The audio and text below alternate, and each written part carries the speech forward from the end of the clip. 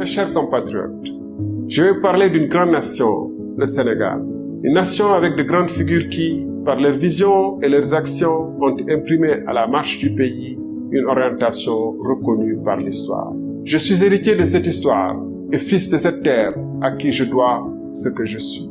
Des caïcédras de Thiès aux rizières de Bambali, des trésors enfouis dans la terre de Kédougou, à la fois vibrante du Fouta, de la fierté du Jolof au charme du Kabada, de Guédiawaye à Bakel, chaque coin du pays résonne en moi comme des opportunités, des défis et des souffrances vécues avec mes compatriotes.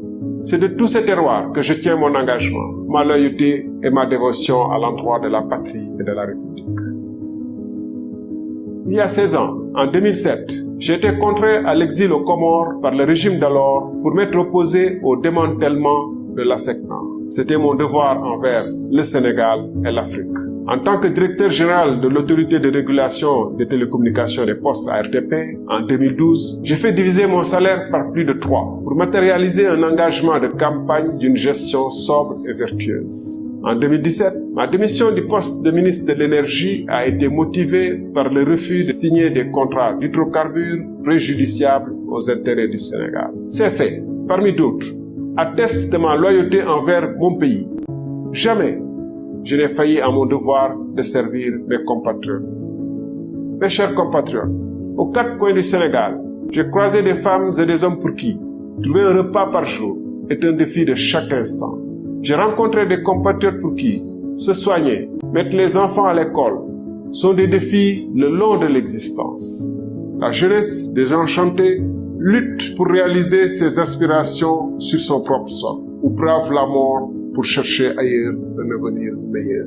Les services publics, tels que les hôpitaux et les écoles, sont déficients sous le regard impuissant des professionnels de première ligne. Les paysans restent emprisonnés dans la misère, tandis que les travailleurs peinent à subvenir aux besoins de leur famille. Dans le même temps, une petite clique de politiciens milliardaires émerge des décombres de notre économie. Le fossé entre la souffrance du plus grand nombre et l'arrogante richesse d'une élite politique s'agrandit. Les événements tragiques qui ont ponctué ces 2 dernières années montrent comment cette injuste répartition des richesses et des sacrifices est une menace pour la stabilité.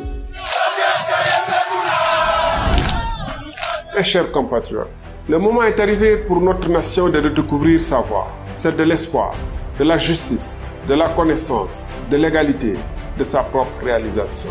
Le temps est venu de réinventer nos façons de vivre face à l'urgence climatique. Notre agriculture devrait être repensée pour permettre aux acteurs de cultiver tout au long de l'année et s'offrir une vie meilleure. Les femmes doivent vivre dignement et voir leurs enfants réussir auprès d'elles sur leur propre terre. Il est temps que le Sénégal devienne l'usine de l'Afrique de l'Ouest, en entrant de plein pied dans l'ère du numérique, pour révolutionner nos façons de produire, de nous soigner, de commercer. Le Sénégal sera un modèle de bouleversement fécond que la révolution numérique peut créer en Afrique et ailleurs. Nous ferons du Sénégal l'Académie de l'Afrique de l'Ouest. Nous ferons du Sénégal la clinique où l'Afrique de l'Ouest viendra se soigner. Pour cela, il faudra repenser notre modèle d'éducation à travers des écoles et des daras modernes qui préparent nos jeunes à une vie de compétition mondiale sans renier nos valeurs. La corruption et la mauvaise gouvernance doivent être éradiquées. Sans cela, aucun développement n'est possible. Ce sera là notre priorité. Mes chers compatriotes, il est venu le temps pour le Sénégal de réaffirmer sa grandeur. Il est venu le temps de construire une république des valeurs.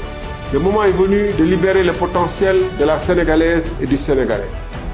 Pour tout cela, pour le Sénégal que j'aime profondément et que je souhaite réenchanter, que je suis candidat à l'élection présidentielle de 2024.